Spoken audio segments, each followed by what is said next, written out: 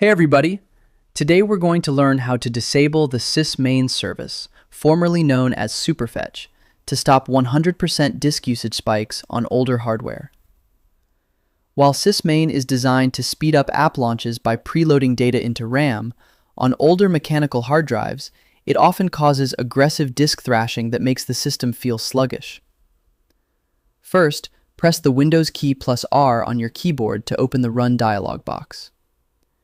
Type services.msc and press Enter.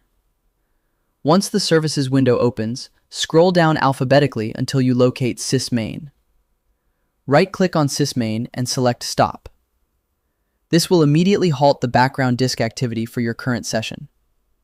To prevent it from starting again, right-click SysMain again and select Properties.